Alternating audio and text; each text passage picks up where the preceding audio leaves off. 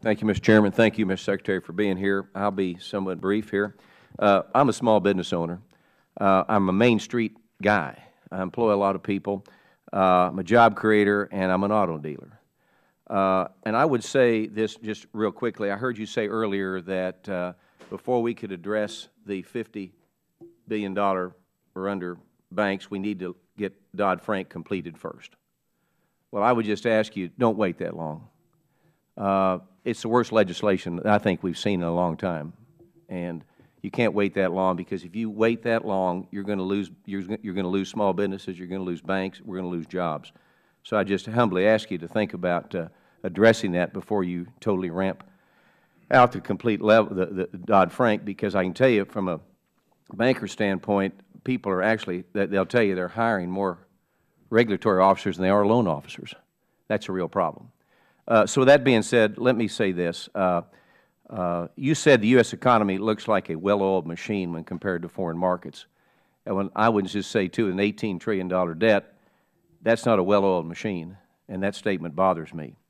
The long-term outlook, I believe, for the U.S. economy is not that great. It could be considered bleak. Just last week, the Congressional Budget Office issued a report that estimated that President Obama's budget would add nearly $6 trillion to the deficit over 10 years. Let me repeat, that's $6 trillion added to the deficit we have now. That's debt held by the American public. It's projected to grow rapidly as a share of the economy grows in the years ahead, rising from 74% today to 106% in 2039. Now, the rising cost of debt will have a significant consequence, as we all know, on the economy and the Federal budget. So let me ask you this. You stated that every week we roll over approximately $100 billion in U.S. bills. And if U.S. bondholders decide that they wanted to be repaid rather than continuing to roll over their investments, we could unexpectedly dissipate our entire balance. Now, with that being said, do you think it's healthy for the Treasury to be forced to rely on reissuing securities to make principal payments on securities coming due?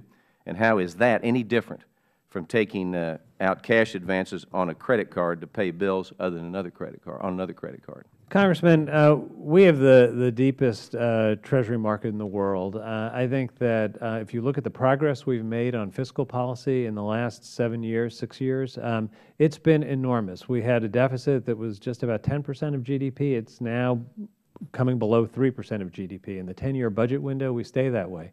I think if you look at the challenges we have in the near term for this country, it's that we do the things we need to keep our economy growing. And that means investing in people and education. It means investing in infrastructure. And frankly, it means investing in defense. One of the problems I have with the budget that's being unveiled today is that it short funds the critical things we need to defend our country and to build a strong foundation for the future. What we need is a bipartisan conversation about how to maintain a responsible fiscal path.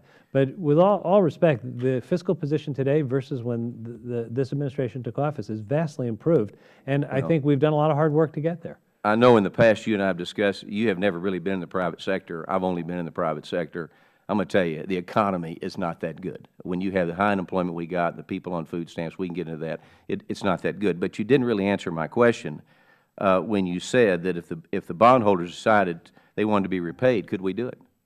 The challenge that we have is making sure that we remain able to fund all of our needs. That means funding new debt. It means rolling over old debt. If you look at the way our trajectory looks, you're going to 2039. The budget for the next 10 years, for the period immediately beyond that, we stay in the sustainable level of both deficit and debt as a percent of GDP.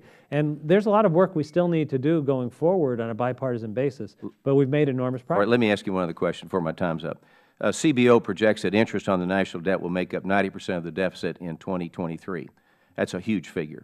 How can we expect to see balanced budgets if future interest payments on debt will continue to force deficit spending for decades when we say an $18 trillion deficit is a well-oiled machine? Well, Congressman, the goal of reaching what's called primary balance is to not have anything but debt payments that are the reason for a deficit. So it will become a larger and larger percentage of the deficit as we approach primary balance. That's what that statistic reflects. If you look at the international standard, primary balance is the goal that most countries look at and that international institutions look at for sustainability. I yield back, Mr. Chairman. Thank you.